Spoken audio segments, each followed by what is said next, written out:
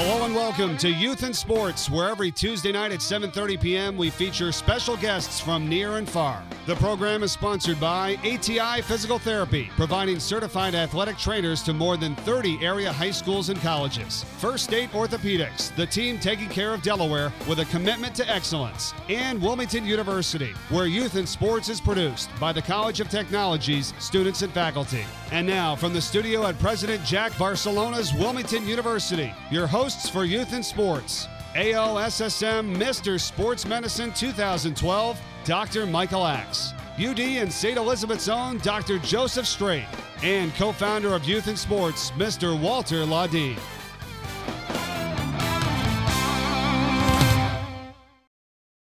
Good evening. Welcome to Youth in Sports at beautiful Wilmington University. I'm here with my two accomplices, and we have a great guest tonight, a man who contributes and contributes and contributes. I'm Walter Laudine. I'm Joseph Straight. Dr. Michael Axe, and I get to introduce Kevin Charles, Executive Director of the DIAA, and for those people that are not aware of what we do, the Delaware Interscholastic Athletic Association is responsible for keeping sports fair and safe.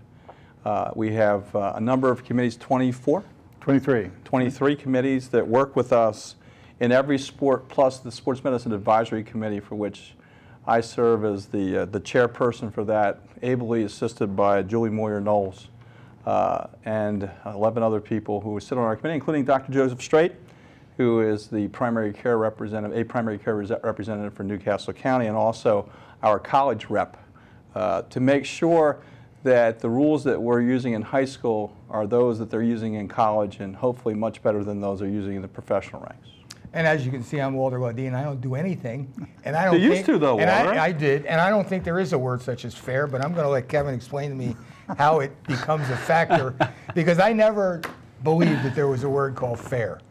Well, Kevin is also the executive director, and we work in our state under the National Federation of High Schools. So we're one of 50 federations, or not every state is represented. Actually 51, District of Columbia and all 50 states have a state athletic association. And you're the president of the National Federation this year. Right, and that's how many members of the board? There are 12 members on that board, and I chair the board meetings and serve as president for the state. And you also serve on the Sports Medicine Advisory Committee. I have the honor of serving on the Federation's Sports Medicine Advisory Committee, my third year in on that, so it's a really great committee to be on as well. Well, you know, with Joe and I being sports guys and Walter talking about horses, so we're going to keep him back a little bit, but He did more than just talk about horses. Well, Walter's been a coach. Yeah. He's been a parent. He's been a coach. President. He's been a president of Brandywine Warriors. So he has served in those capacities, always in the interest of understanding how to make sports a more fair thing. But tell us your role on the Sports Medicine Advisory Committee, and then we'll get to how that's such a small component of everything you do. Mike, let me interrupt. Before we get there, Kevin, how about telling us how you got to where you are? In terms of DIAA? In terms of college and where are you from? Yeah, I'm actually originally from the Midwest in Missouri, but moved here at a very early age. And you know, I have an undergraduate degree, biological sciences from the University of Delaware, master's degree in athletic administration, and then actually worked for 25 years, Division of Public Health here in Delaware, the last 10 years, heading up the regulatory section. And while I was serving in that capacity, Jack Holloway, I also served on the wrestling side. I was a wrestling official for 31 years. You look really young. Repeating a wrestling official keeps you young. Yeah, officiating keeps you young. Doesn't look old enough to be doing that. I don't know about that, but so 10 years as chair of the state wrestling committee, 10 years as rules interpreter, also tournament director. So in that capacity, I got familiar with Bob Depew and then Jack Holloway, who succeeded Bob Depew, and Dale Farmer started it all. Dale Farmer was the first full-time executive director of DIAA at that time, and so when I was about at a point where I needed a career change, Jack was looking for an assistant. And you know, that's where it started. So Missouri, isn't that the show me state of Harry Truman? That is the show me state of and Harry they showed you and you came to Delaware. How'd you get from Missouri to Delaware? Well, you know, family moved. Oh, family, okay. Family moved. That's how I got here. Yeah. My family moved when I was 4, so we came in that way. So you're a Delawarean, and you know, well, if you can ever be I'm not a native, but I'm as close as you can I don't get think without. there's that many natives, except maybe, you know, Chief Wampum or No, something. I'm Chief a native. Wampum's on the left of you. My wife's a native. And I say, I rest my case, Chief okay? Wampum. There it is. Chief Wampum is the Delaware native. No, I'm an import too. Actually, Yeah, Mike, you're an import. Most people in the state Mike came stay with in the the hat state. and the high pants and the things and the carriage from the famous country of 47 years ago, Walter was like 50, New York. 50 then. New York. I And can't get he New moved York here out for of the my blood. tax breaks. No, Stanley Dancer told me. He said, "You Walter, I'm sending you to Brandywine Raceway." I said, "Where's that?" He said, "Delaware." And I said, "Where's that?" And he asked what you did wrong, right? No, he said. He said to me. He said, "The biggest break of my life." He said to me, he said, "Just follow the horse truck. You'll be okay." And I was married. My wife here has been here for what, 40 years? Likewise. It's Great been a good state to experience. raise kids. Absolutely, I agree. I have no complaints. What questions do you have, Well, it's Joe? a I'll great, let you go it's a great first. state to play sports, and that's It is a one of great the- state to play sports for kids. One of the big things that you have done a great job with, and I mean, I've come in contact with you in the last 5 years, really, is making it safe Well, for thank you. I appreciate that. our kids to play sports in the state of Delaware, high school, and even on down. Right. A lot of what we do at our level filters into some of the other sports. And We're responsible all the way to middle school now, correct? Right. Yep. So the rules do trickle down, Joe, and that's why, and we have been designated on many occasions, and Kevin makes this possible, letting us know 2 and 3 years in advance, Walter, of what's going to happen, and giving us a chance to adjust to it and see if we can come up with a plan that we do get credit for being, you know, years ahead of both the weight loss regulations for wrestling, Which is a good one. and the concussion rules, Which is that a are- biggie. we were well ahead of that, and we are ahead on most things that are fiscally responsible and logistically possible. You know, one of the things that Kevin's charged with is making Delaware aware of the rules. Now, Kevin, you know, most people don't understand why the Federation rules are so important to us. So why don't you just go into why we adhere to those rules? Well, the Federation rule, one of the main task of the Federation is to write playing rules for most of the sports that we offer in our high schools and middle schools here. So they're a rules writing body, and they write these rules with input from a wide variety of sources, including, you know, coaches, officials, administrators, people with vast experience in the sport. And we have how many regions in the country? There are 8 sections, and we're in section 2. Delaware has 8 sections. No, the country for is the divided country. into Oh, eight. okay. Divided into 8 Thank sections. you. And Very well. I represent section 2 on the board of directors and sections 2 and 6 on the Sports Medicine Advisory Committee. And why it's so important for us to follow Federation rules, I believe, and we are a 100% state, so we follow their rules 100% of the time. We don't deviate. Some states do, but we don't. And the reason I feel it's important not to deviate from those rules is because those rules are written from the perspective of trying to you know, balance offense and defense, and they're also written very heavily from the perspective of player safety. So we have lots of data that we collect each year on sports injuries at the high school level, and we take that information, we give it to our Sports Medicine Advisory Committee, we give it to our specific sport rules writing committees, and they use that data to help make the sports safer. Well, one thing that it is more important the reason why, Walter, we're able to do things on our committee, we can make a rule more stringent. In other words, when Kevin says we're 100% behind all the National Federation, we have taken rules and made them more stringent than the Federation has. But Give me an example. Well, I mean, I think and a good example is our weight loss in wrestling. We do, Which is a big deal. It's and common sense-wise, a big deal. Yeah, Because yeah. when I first came to Delaware, I had a relative living with me, and he used to lose like 15 pounds from football. He was an all-state football and all-state wrestler. Yeah, and I got, wait a minute, let me know how you did that. Yeah, it would be nice to be able to do it at this age, but when you're young, you seem to be able to do it more easily. But From a health and safety perspective, both short-term and long-term, and also from an athletic performance perspective. I mean, severe weight loss in a short amount of time is really counterproductive and works against the athlete. That was, but we would have made those rules, and we'll institute them sooner. So, for instance, if we think it's going to be, the Federation has an idea. So I'm sure you've talked about something that maybe we can talk about in the second segment, where they have an upcoming anticipatory rule change. Maybe it'll be sickle cell or something on that order that's trickled down from the college ranks. Then Kevin will get wind of that in advance, and he'll bring it to our committee. And we have serving on the Sports Medicine Advisory Committee trainers, coaches, athletic directors, Nurses. as nurses and nurse practitioners that have to actually live by the rules. And they'll come in and we'll talk about it. Well, how can we start this early? And then we'll give feedback. Kevin will then take it back. Well, we tried this, but we had this problem.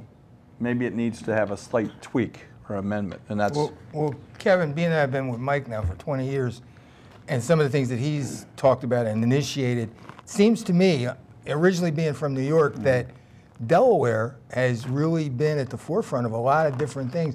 Is being a small state one of the reasons that we're able to get things done better? I think it certainly helps. I mean, you can test market things in Delaware, so to speak, logistically much simpler than you can in California, for example, where Delaware DIAA has a regulatory perspective or relationship with all of our member schools. California has 8 federations within, or 8 associations within the California Federation. So they don't have direct rule over those schools, the federations do. So implementing something statewide in California can be a logistical challenge. New Jersey too, they've got like 30 school boards. New Jersey can be a challenge, but Delaware's nice because, from a logistical perspective, because there's a more direct relationship between DIAA, our Sports Medicine Committee, and our member schools. And we have just a minute left in this particular segment, but we do like what New Jersey and Maryland have done because they have vetted so many of the issues. We get along. Can you play a high school sport in Delaware and not be part of our organization? Well, we have a few non-member schools. Generally, they tend to be very small schools. And why are they non-members? Typically because they can't compete size-wise against our member schools, so there's not a lot of advantage for them to be a member from that perspective. And does it cost to be a member? There are dues. I mean, they're nominal, and they're really strictly pass-through dues. We take every penny of the dues paid to us by member schools and use that to purchase a catastrophic health insurance policy for all of our high school athletes. Excellent. And that's why we adhere to the Federation rules, because the Federation has the policy. And should we decide that we didn't like the rule, that we're going to let our guys play even though we think they had a concussion. Suppose we said, okay, in Delaware, if you just had a ding, we're going to let you go back in. We would not be covered by the Federation insurance. And there's no way, first of all, that would never happen, not on my watch, and or on Kevin's watch. And secondly, it'll never happen on my watch or Kevin's watch. So we're going to go to a break and come back for segment 2 with Kevin Charles of DIAA right after this.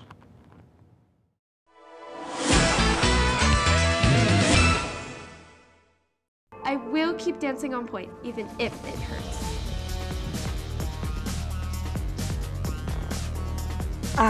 My arm is killing me. I don't know if I can pitch another ball. But I'll just play through the pain anyway.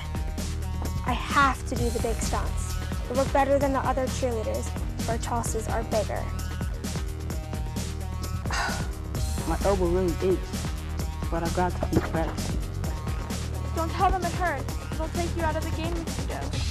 I have to push harder if I'm going to get a scholarship. I'm feeling dizzy, but I don't want to tell anyone. Everyone's counting on me. I can't rest now. Nearly 50% of all sports injuries sustained by middle and high school students are from overuse. Don't play through the pain. See your healthcare provider and follow their instructions for rest and recovery. Take the pledge. Become an advocate for sports safety. Visit stopsportsinjuries.org. Go team!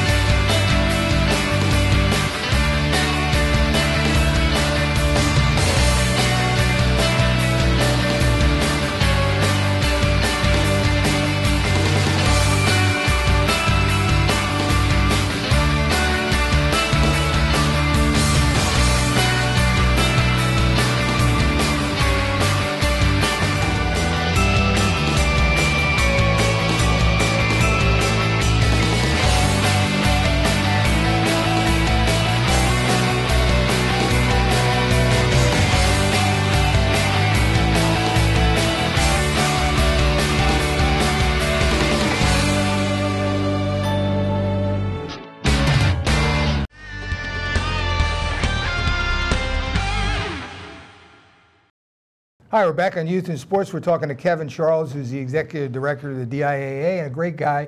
Been around for a long time, an expatriate from Missouri with a show-me state, from Harry Truman, one of the good guys in the White House. In fact, today George Bush started his library. His library started. Great. Yeah. We had Carter, who I don't consider a president, Obama the same way, but we had every living president. every was living there. president, right? The senior Bush. And Carter and Clinton. Clinton and Yep. I'll tell you who looked. I felt really bad for him was the senior Bush. Just got out of the hospital with pneumonia, but a great guy. And it really made you feel proud to be an American. Obama was there to see all these gentlemen, you know, together. Every living president was there to open the library there. Saying good things about everybody. It was kind of cool. No politics. I loved it. Good. Anyway, back to you. And you know where the parallel is it's a tough job. it's a No, being impossible president, job. well, so is Kevin's. Yeah. So why don't you get to one of the issues that you wanted to talk about? Which I was going to before I was so rudely interrupted. But anyway, one of the things Interrupting you is never rude, Waller. I was thinking about is that the way you interpret rules, and like I say, rules are, you know, it takes an art to make up a rule that everybody can understand and enforce. One of the things I was always worried about is That may be one of the smartest things you've ever said, Walter. Thank you. You're welcome. Now I forget. You know, when you get to my age, you forget what you're going to say. No, one of the things I was talking about is the concussion rule. Right. And that's a big deal today because they see the what's happening with these older football players. And what I want to know is when you have some high school teams, and Kevin, Joe, you had St. Elizabeth. That always you didn't have 60 guys on your team. No, you had 30. The way it's going to fan out is maybe a team won't be able to field the team. Don't talk about the 16-member Friends team of about 15 Yeah, years ago. right. When There's a great Adam Saul's example. son was the quarterback, right. Yeah. But do you ever worry about that, or is that a worry for some of the coaches and you know, sports athletic directors today?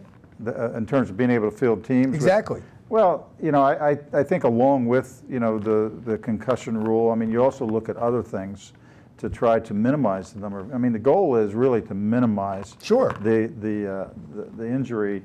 And so, you know, you look at tackling technique and safety. You look at the amount of hits that each player can take, or the number of exposures you have in practice. So if you can reduce the number of contact. Like the Oklahoma drill and... the number of minutes they can practice.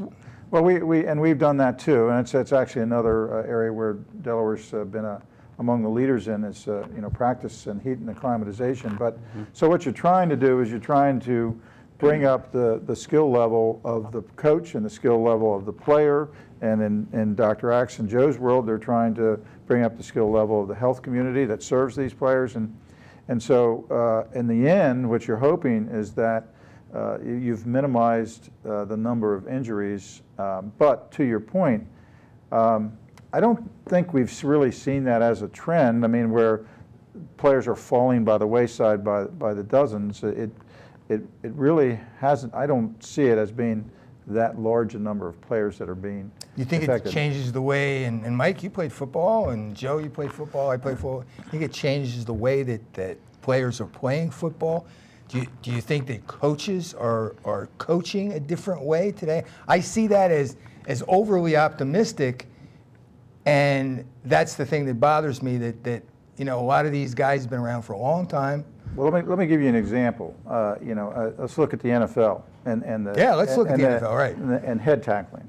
You know, I mean, a couple of years ago, I watched a game between the Ravens and the Patriots, and I can't remember the defensive back's name, but he took 3 Raven players out of the game and never once got his arms away from his side. He attacked the Raven player with the top of his helmet here, and that's all he was trying to do, and he was trying to take that player out, and he took 3 players out of the game.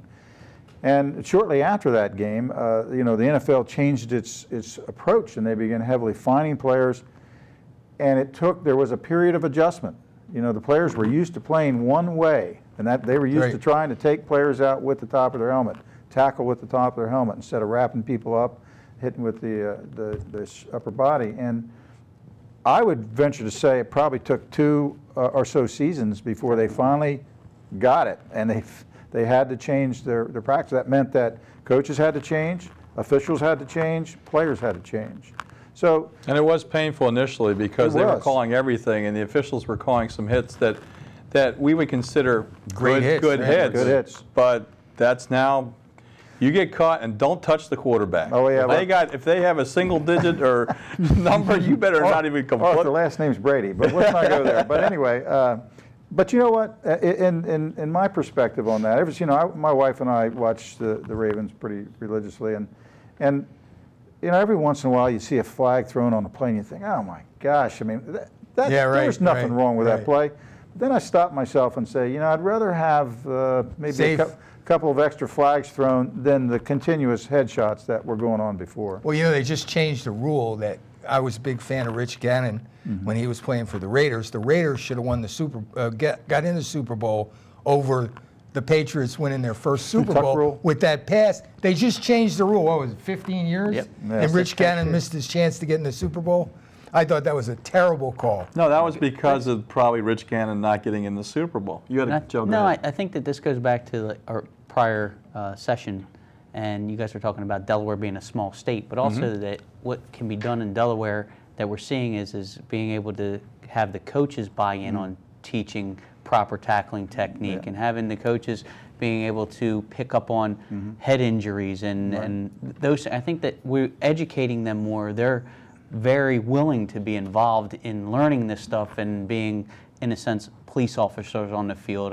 With the. I don't know. One of the things I think it's better. It's much better. Well, Walter, we're still out there covering games, and we'll encourage you to come to the sidelines with us. But no, I'm not talking about Delaware. I'm talking about that college football is such a money business. I heard a really dumb comment. You mean 86,000 people were at the Alabama spring game? There you go. Yeah. There you go. The guy in the paper says that the coach of Alabama was the most underpaid coach in college football. He made $5 million. Yeah. And to me, it's completely out of sight. Mike informed me years ago, 80% of the college programs lost money. When he told me that, I was, what are you, crazy? Well, it's still true. Definitely. And I know it's true now. Yeah. And the fact is that I think sports is just overriding our. Well, let me just say, I'm gonna get back to Joe's point, but I agree. And in fact, I had the really great pleasure of meeting Coach Bill Snyder, Kansas State, the football coaching legend who retired. He took a program, the worst football program in the history of college football, turned it into a winner, left, it went right back down, and then he came back and brought it back up. And I think coaches, I want to say 72, 73, but he said exactly the same thing. He said college, he said sports in this country is out of control. It is. He talked about the amount of money being spent on the athletic facilities there at Kansas State, which are phenomenal facilities, and that some of the professors had a hard time getting the tools they needed to teach. And they are an educational institution. But I do want to get back to Joe's point. I just left a meeting of the football coaches to come up here. So I met with them just before I came here. And I have to say, I have to applaud our football coaches here in this state because I think they embraced this concussion rule right away. The coaches I talked to said, thank goodness I no longer have to make that decision. That's now somebody else's call to make. And they were talking today about, the heads-up tackling protocol that the CDC and the NFHS put out and proper tackling technique and that sort of thing. I mean, they're talking it. So, and as one of the coaches said to me, he said, I don't want to be the person that gets sued because some young man dies on my field or has a permanent injury. Well, or have to be the person who sees that. Or sees that. Or has to tell the parents that it may have been something that couldn't have been prevented. I've always been impressed. And before we move on, that's going to eventually progress. If every state does that, that'll progress into college football. Because people will learn how to tackle correctly again. And they'll learn that you can't do this going forward. And all these rule changes will start to help with safety. That's the goal. I mean, if I can, Walter, let me give you an example of something where the Federation and our members, the Federation's member state associations, including Delaware, made some pretty dramatic changes. And in 1 year, we saw a big difference. And that was in heat and acclimatization. And so, that means that when you come out on the field, your body has to learn to sweat differently. And it takes time to do that, and we now have put into play a number of days necessary that, based upon science, is required at a minimum to be able to do that for those people that were couch potatoes all summer.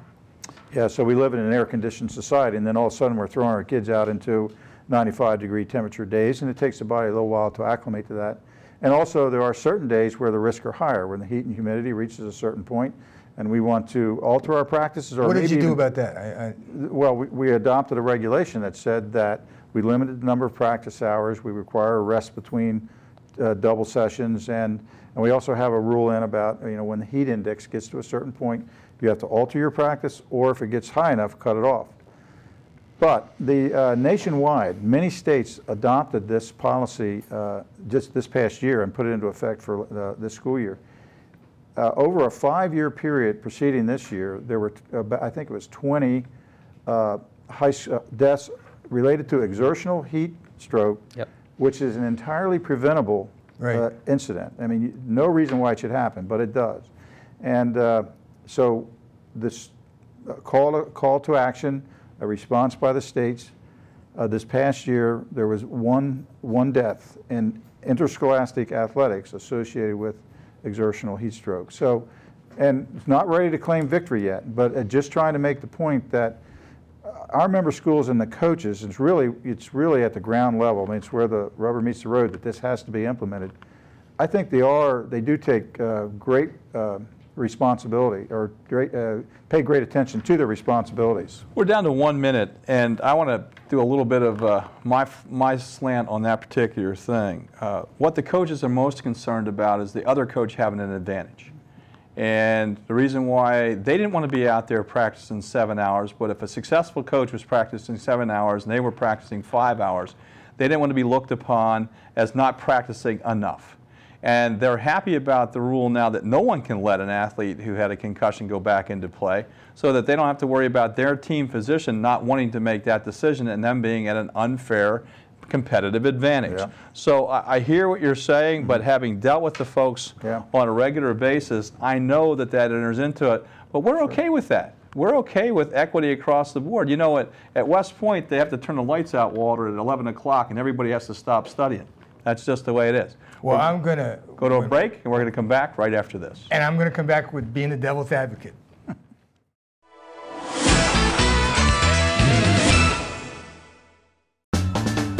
What does opportunity mean to you?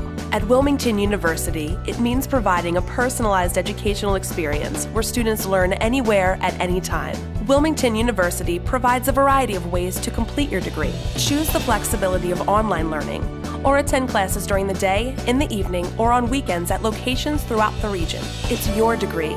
Choose how you earn it. Personalized education, affordable tuition. That's the difference at Wilmington University.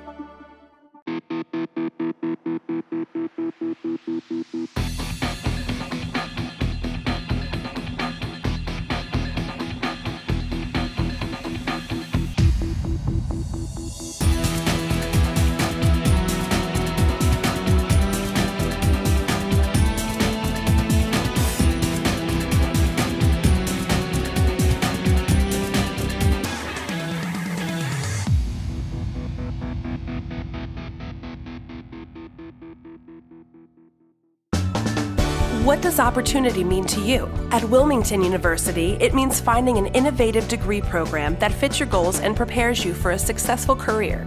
It means finding a school that fits your life. We know the importance of providing individual attention, affordable tuition, and unparalleled flexibility in service. Because at Wilmington University, it's not about meeting your expectations, it's about exceeding them.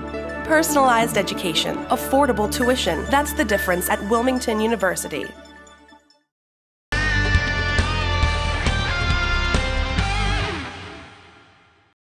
Hi, we're back on Youth and Sports, and we're here with Kevin Charles, Executive Director of the DIAA, also sits on the board of the Sports Medicine Foundation. Is that correct, No, Kevin? Sports Medicine Advisory Committee. Advisory Committee, and Mike's on Both the chairman of nationally. that. Well, Kevin sits on the big board. I sit on our state board. He's the president of the National President of the Federation of High National, which Schools. is a great honor for a small state like Big Delaware. Never been there before. Never been there, right. He's our first. He's our first. Good to be first. I'm gonna I know that I'm gonna feeling. just play devil's advocate because I know you guys all mean well and you always think positively, and I try to, but I think that I'm more pragmatic sometimes. And one of the things one of the things I'm thinking about is, well, like Mike says, coaches don't want to see other teams have advantages, and it's a common practice that all coaches take the edge, try to take the edge. What kind of disciplinary or what kind of policing methods do you have to prevent this? Like, I can take my kids out. That's good. No, he has an answer for it. That's a fair question. And, DIAA, a little bit about our organization, in terms of employees, there are 3 of us. So we're not a huge employee. We're self-funded. We generate all our own revenues, although we exist as a state agency. But there isn't a line item from the general fund or the budget that gives us appropriations. So we earn our keep. So small staff, we can't be everywhere. Our members, when they join our organization, agree to comply with our regulations, and they do, I think, a decent job of trying to self-regulate, and they self-report violations. And to give you an example that goes right to your question, this past year we had a member school self-report a violation in that they had a student in their district who is a significant contributor to one of their sports teams for 3 years, who had submitted false documentation to enroll into the school. And they self-reported that.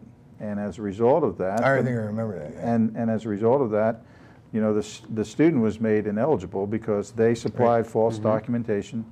But in addition, the coach was suspended for a year because the coach was aware. He was aware. They was aware. And so, and that's as a result of the self-report. Now, not all actions are self-reports. Sometimes I learn of things, and sometimes we do the investigation. Sometimes I turn to the school and say, we need you to investigate this and report back. And sometimes they report back and they can explain the complaint in such a way that it's not a violation.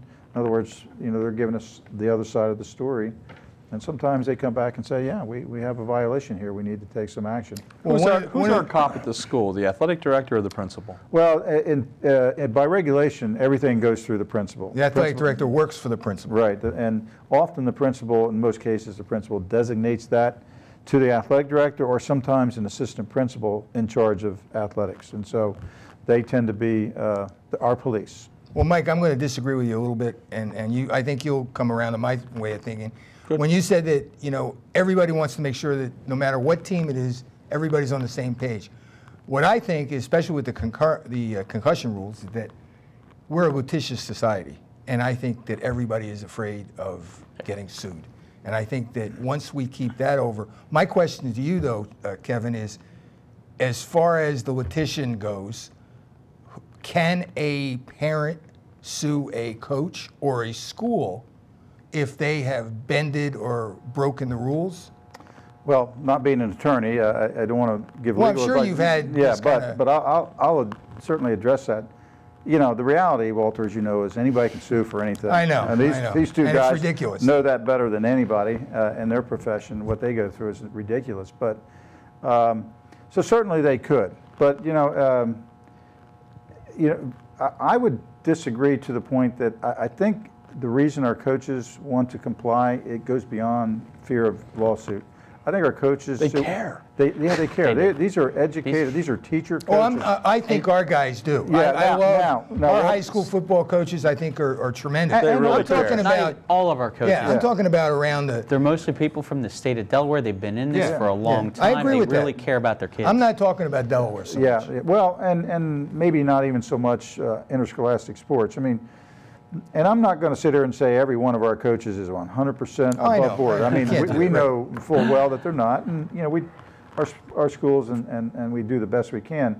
But I do believe that they do try to comply. Now, where I see the biggest problem is in the more unregulated sports arenas, the youth leagues, where you probably have the least experienced coaches who probably need it's almost reversed. You have the most skilled athletes and the most skilled coaches at the highest levels, And at the lowest levels where you really need a skilled coach that can really teach, you often have, like I was, some dad who's coming out to... I'm going through that now with my granddaughter. Yeah. And in fact, you know that Coyle's a doctor, my son-in-law, and who's the coach? A what do you call it, attorney? A malpractice attorney. So of course he doesn't like him to start with, but he's terrible. But I do want to say, I mean, you know, a couple of weeks ago, Jack Holloway and I went up to a concussion symposium at Villanova University, and it was sponsored by the College of Sports Law. And I thought to myself, wow, this is not good. When universities are starting to create sports law centers within a law school, you know. A subspecialization. Yeah, subspecialization. So. And what did they say? What aren't we doing we need to do? Well, I think what we're doing is very good. Well, they're saying what I'm saying. What's that? They're saying what I'm saying. If it's sponsored by the law school or the law thing, they're saying kind of the same thing I'm saying, that's one of the big problems. Well, it's a motivator, but I think as we learn about concussions and what causes concussions and the long-term effect of concussions, I don't think there's a person out there involved in interscholastic athletics that wants to make it worse. I mean, everybody wants to... When you see the people, all the money being spent on Alzheimer's and Parkinson's, and know that those are related to concussions, come on. This talk is different at different levels. I say this I feel like you it's just got every back week. From your college. It's every level different because NFL is business. Right. And there is, you know, the NFL with all the lawsuits that are happening now, it's that trickle-down effect, and everybody's worried. I don't think that our coaches and things here, I think they're for the kids. They want to protect. Keeping a kid out and making sure they're safe is more important. It's not the litigious stuff. The college level is kind of that weird zone because there's a lot of money that goes into it, even though the kids aren't paid, and there's... Well, you know that we're never going to know enough about the brain. I mean, you know, for the last 100 years or so, we still don't know enough about the brain. I want to end the concussion because we have some other things to talk about, but I would end it on the following thought, that the days of linebackers playing in 100 and 200 consecutive games is over. Same thing with defensive backs, same thing with running backs. They're going to have concussions. It's part of the game, and there's nothing you can do about it. And now we're adhering to the rules. It's hard to have someone back. For that player to be back for next week's game, their concussion has to clear before the end of the game. Okay? Which is impossible. Well, no, they do. No, there's dings. Oh, absolutely. We have a bunch of those that can happen. How many dings did you have when you played? I had so many. I played my best football game. With a ding. Not with a ding, with a dong. I don't even remember the game. And it was the game of my life. When I saw it on film, I really thought that it was make-believe. And it obviously, Mike, you know, to be honest, it obviously has not affected you. Oh, I think that. Or you think so? Oh, I absolutely do. Yeah. You do? Yeah. See, I don't know. I had 2 in my 3 years of high school football. I missed a year because of surgery, but I had 2 concussions. No, they were concussions. I was not out long. I played all the games. You were designated having a concussion, or you knew it? No, I was diagnosed. I actually went to AI at the time. I'm from Delaware. I was seen at AI DuPont, and I remember I had spinal tap. They thought I had something else going on, and it was because of a concussion. So I remember that. I did not miss games because of it, because back then there wasn't a lot of rules. The symptoms went away, and you did well. You had to be cleared for 3 days. Yep. At that time, it was 3 days. Exactly. It was something 3 days. that was, relatively short. But you know what? I promised that we would get on to another topic. Yep. Something new that's going on with disabilities and so forth. Isn't in Delaware, playing sports, is it a privilege or a right? Playing sports at the interscholastic level is most definitely a privilege.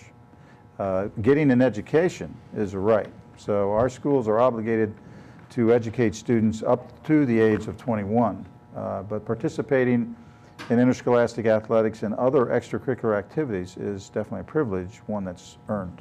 That's a good point. I never heard it expressed that way. But that means it has great implications if a school doesn't want to provide for certain services. Sure. But there's a disclaimer. And the disabilities is one of the disclaimers. Well, you know, recently, in January, the Assistant Secretary of Education had a nationwide conference call actually to explain an interpretation of the Office of Civil Rights regulations centered around students with disabilities. And really the gentleman that did it, Seth Galanter, I think his last name is, did a wonderful job of laying out that, you know, no one is saying that the student with disability has the right to play on an interscholastic sports team. They actually have to earn their spot just like any other student. However, what they are saying is that if the student needs reasonable accommodations that do not alter the game, the nature of the game, then the school needs to provide that accommodation. And an example would be a deaf runner using, instead of a starter pistol or in conjunction with that, a strobe light to start the race, so that that deaf runner has the same competitive advantage as every other runner. They also offered that because many students with disabilities will not be able to compete on an equal level with able-bodied and able-minded students, that schools should look for alternative ways of providing the same experience to the student with disability. Club sports. Well, no, actually we're looking at a concept called unified sports, which is something that Special Olympics, in particular Delaware Special Olympics, is working on. And so really what that involves is sports team where you have students with disabilities competing as athletes, competing with regular students as partners, and they play basketball, they play soccer, and it's a school team. They represent their school, they travel to away games, they have the same experience as any other interscholastic athlete and get the benefits of participation. And that's Kevin, is this recent? This was in January, was the interpretation. Unified sports is growing. There are about 5 states now that are doing it. And we actually are going to introduce unified sports to our track meet this year. We're going to have 3 events. Well, think about that when you come back as the South African that was accused of murder. What are you doing about that? Is that going to be allowed, where an amputee can run with those kind of things? We got 10 seconds left. I think that's one of the things that's coming up now, where I could see some of these kids doing some certain things to have this advantage if it is. We're going to go to a break and come back right after this.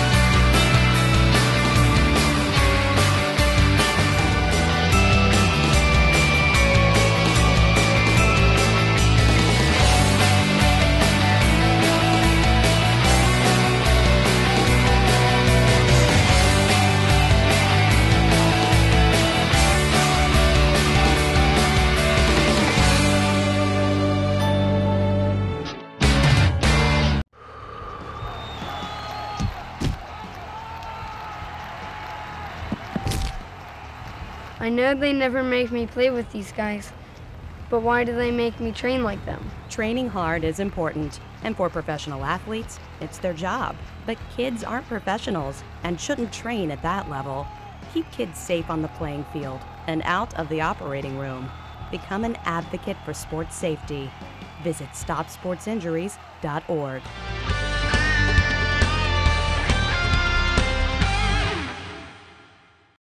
Hi, we're back at we're back at Wilmington University. Wilmington University. Oh, it's Youth in Sports. And we're talking. We are. Kevin Charles.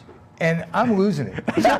You're okay. And I am going to commit suicide. No, you're not. No, you're not. Don't even. Just like that film. We're not even going. No, we don't need a rating. We don't talk about that. Listen, pre-participation examinations. We know that they're hard. We are doing everything we can to make you only have to do it once. We're trying to make sure that the form that's done at Walgreens or any other pharmacy or whatever that wants to do them is available, that your family physician has it online. We try to, AI DuPont is agreeing with us and their forms as well, or we're trying.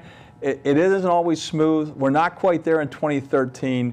We're hopeful we'll be there in 2014, but we know it's an issue, and we want to make sure that you understand that that you're going to have to sign off on concussions and know what they are, that you as parents have responsibilities to know what your kids are doing.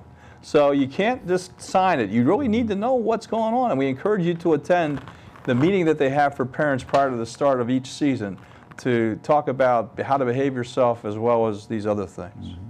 So how does this tie in with the DIAA? Right now we're currently working with AI DuPont to set up a physical form that is encompassing of both the high school physical as well as our state DIAA forms. And I know that these have to be done twice a year right now for sports participation, and depending on what sports you play. But a lot of people... Just once. Just once.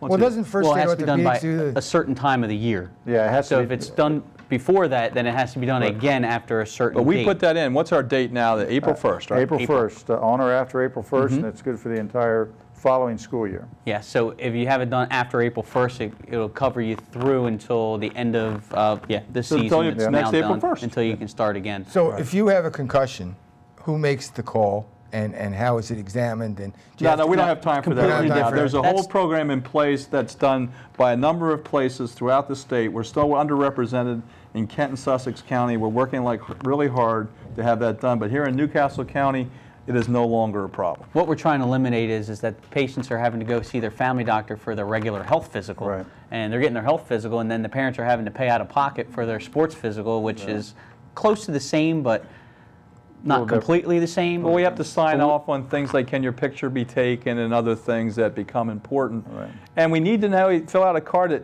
you as coaches, this is a reminder, your athlete cannot go to an away game without having his medical card. And we're going to start enforcing Yes, that. definitely. You are not going to be able to participate. That athlete will not be able to participate if they don't have a medical card. We're not there yet, but it's coming. But it's something that What are helps you talking about athletic your trainers. picture? Well, the picture is if we want to use it in a periodical, there's a waiver for that particular. Oh my God, I didn't realize that. I mean, was he in witness protection or something? Well, He that can't use might, the picture? well, that's probably No, true. Some students don't, and some parents prefer not to have their child's image released. But you know, as Joe was pointing out, there are two. What's new is that now in Delaware, entering into the 9th grade, every student has to have a physical or a medical examination. So that's a new requirement. That's every student, not just athletes. We've always had the requirement that athletes must have a physical once per year on or after April 1st is the date we have now. And so now what Joe's talking about is we're trying to see if there's a way we can marry those two forms so that a parent doesn't have to get two different physicals entering into the 9th grade. That's what we're trying to do. And we started April 1st, so you have plenty of time for the wellness programs, those schools that have wellness, that they can schedule your young person to have their physical done. Going to come back to that medical card. It is important to have it along with them, and there is going to be a ramification. They are going to be checked. Yeah, the medical card is critical, particularly for an away game, because your team's trainer may not be there to treat you. And so the visiting or the home team trainer, in order to treat another team's must have permission to treat, and that's what that medical card does. It also tells that trainer about any other health conditions they need to be aware of before they treat. So this is very, very important. Like your allergies, are you on any medications? Those things are really important. Right. Kevin, you wanted to talk about something else. What was it?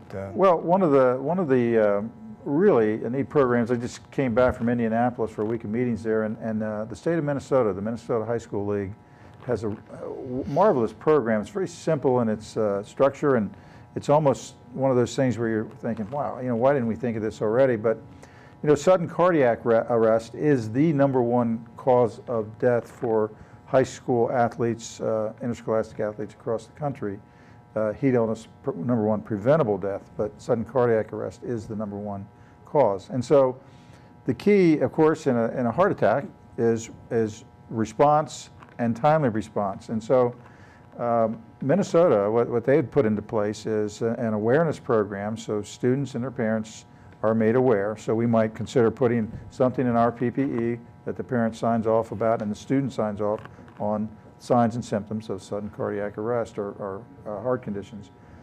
But more importantly, it's a response program, and it involves the students. And that's what's really neat about it. So let's just say you're a basketball team, 15 players, and as a coach, you go through preseason training. on how to treat the victim, assess the victim, how to use an AED, and the whole 911 call and how to get folks to the site. So what they do is, each game, for example, number one, you know where the AED is and that it works, right, and that it's accessible, and then you divide your team and your players on your team into 3 teams. These 5 players are the victim assistant team. These 5 players are the 911 team. These 5 players are the AED retrieval team. Cool. And so if something happens, they immediately know what their job is. And the victim assistance team goes into the chest compressions or assessing the victim. The AED team runs and gets the AED. They know where it is. They bring it back to site, hopefully in less than 3 minutes. And the 911 team obviously calls 911, but also goes to the entry points of the facility and directs the EMT and the ambulance to the site. Common sense. Excellent program. What you're saying, common sense. And it's so simple. Well, so here's simple. the beauty of it. And you're saying, well, why doesn't the trainer do it? Because the trainer may not be there. They may be at a totally different spot. Can't do everything, right? They can't do and everything. They're only one person. But this leads in the state of Delaware, and you're probably going to inform me on this better, but we do train our coaches or educate our coaches on some of this? We have a CPR requirement, so all of our coaches must have a current CPR certification. And we did that first in Delaware as well. And I believe current CPR also touches into AED. AEDs. It does. So the coaches have some training. But what we're saying is, not that it's mandatory that the kids have CPR training. It would be nice. It'd be nice. It's a nice life skill that they could learn at a young age. But that they can assist in responding to a victim in a crisis. And that's really the key to that program. That's going a little bit above, and and it's so easy to implement. So, boy, as an older person, I think about what Mike just said about the pictures and about the card and what Joe's saying, what you're saying. I'm thinking, we had none of that stuff. I know. I mean, we were out in the blue there. I remember having a concussion, and, I woke up and like, where am I? And nobody said a word. Are you going back in? Oh, yeah, I'm going back in. Because if I don't go back in, I'm no good.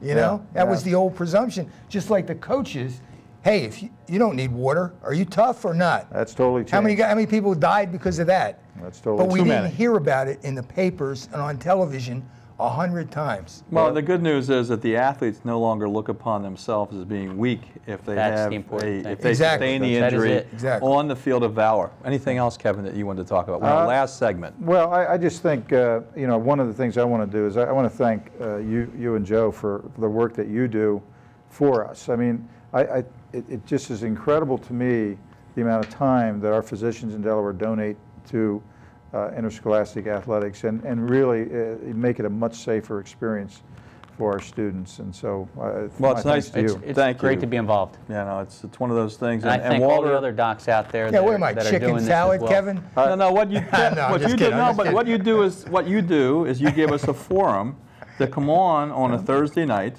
okay, to be aired on Tuesday, to come on and have this information made available through our program. It's something that you have always sworn by, that there's a lot of great things that's done in Delaware, and we've focused on the good things that we do, and we think the way we take care of athletes in our state is probably one of the best things. So we couldn't have done it without the show you founded. Exactly right. When did you found the show? 1991. 1991. Right. But I think, like, when we have people like Kevin Charles on, we see the good things. And when the show was first on, like the first couple of years, this older woman, which probably as old as I am now, she stops me. She said, "I like your show." And I said, "Why?" She said, "Because I see the kids and the good part about them, and I feel good." When you see, like, if you have kids and somebody says something good about your kid, man, it could be Jack the Ripper, and you feel good about that person. Well, what Kevin does is he gives us the chance to have folks like Joe and I an opportunity to vet what we think is important, and then we try to find a way to make our Delaware athletes safer without impairing the game. Joe and I and Kevin and yourself, we're all athletes. Well, we hate the whistle blowing. Right. We like the game to continue. We'd like to know that the officials didn't have to call any fouls. And we do get upset in the sometimes. course. Yeah, we are fans of the game, and we understand that people are out there trying to do the best job they can, as we are, and sometimes we wish they just got more sleep before they made the effort. Kevin, you were saying that sports is taking over, just like the fact that there's fantasy football. And Oh, I mean, my. it's not enough to watch a game now. You got to bet on it and have fantasy players. Well, but to see somebody like Joe, who was with my son and Mike's son that I watched as little guys, man, you know. growing up and now they're- Yeah. It's great. You know, it's great. And I see people from the show all the time. They're 9 foot tall now. Kevin, who's on your staff? Well, Tommy Neubauer is our coordinator of officials and events, and Tina Hurley is our administrative assistant. We can't go without thanking them both. Absolutely. Thank you, Oh, I'm guys. sorry. No, I mean, it's just, I say this to Mike all the time. I said, I'd rather be at a high school game in the state of Delaware than at my college games, than at a professional game. Yeah. And it's for the love of the game, even the coaches. I know everybody wants to win out there. Listen, I mean, you want to win in playing pool, you want to win doing everything, but it's for the love of the game, and I enjoy it. I enjoy being there, and all the rules that you guys have made our kids safe. 50 pounds. Yeah. Looking You good. keep saying that, Looking good. but- Looking good. We got less than a minute. I want to say one thing. I want to say what happened in Boston was a travesty. And I want to say what one reporter said on Fox News that I think is important. Don't put their pictures up every minute of the day. We don't want to see these people anymore. Because you know why? There are people that will probably fall in love with them and write them letters like they do in prison. Well, on a more positive note, thank you to the medical teams in Boston. Yes.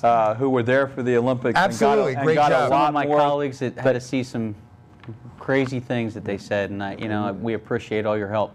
It was an incredible response. And yeah, the response was great, and we thank the Boston FBI. And thank gonna you for say- watching. Thank you for watching Youth in Sports, DIAA. We do a lot Thank of you, good Kevin. things. Thanks for My all your pleasure. help.